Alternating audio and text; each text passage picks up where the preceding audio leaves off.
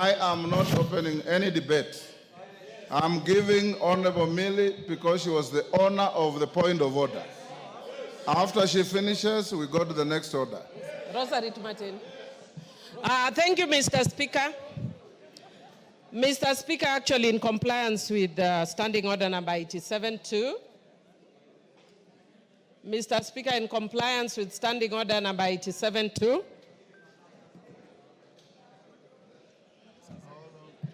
somebody was calling me.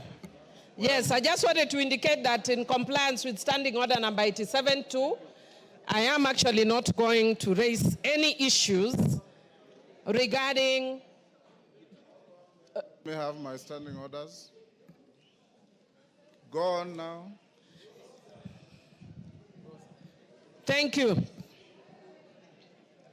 Yes, go on. Yeah, thank you, Mr. Speaker. Mr. Speaker, I just wanted to say that in compliance with Standing Order number 87-2, I will not raise any issues regarding the communication that you have just given. I'm a very law-abiding citizen and cognizant of our standing orders. And further, Mr. Speaker, I also just wish to indicate that as Azimio, and much more so, those of us who are very keen on ensuring that Baba clinches the AU position, we want to be sure that we follow the rule of law and that we support a broad government which is not based. And we are encouraging the government to be both broad and based. It is broad but not based. For those who have not learned literature, understand what I'm saying. This government is broad, but it is not based.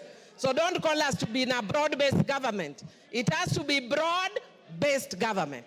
And Mr. Speaker, I also just want to say that as Azimio, we follow. No, I'm not going to congratulate you. Mr. Speaker, this one is talking towards me, but I ignore him. Ignore him, you are senior. He should listen to me. I'm ignoring him. Osoro. As Azimio. Honorable Osoro. But Mr. Speaker. Millie Odhiambo is your learned senior. Yes. Listen to her. But Mr. Speaker, don't even worry, I can handle him. I'm capable in all manner to handle him. Mr. Speaker, as adherents, as Azimio, we are adherents to the rule of law. And Mr. Speaker, as those who adhere to the rule of law, I want to indicate just that the way you say as lawyers, yeah, that we speak as lawyers. Yes. I want to indicate that as Azimio, we very respectfully disagree. I will not go to the substance. Thank you. But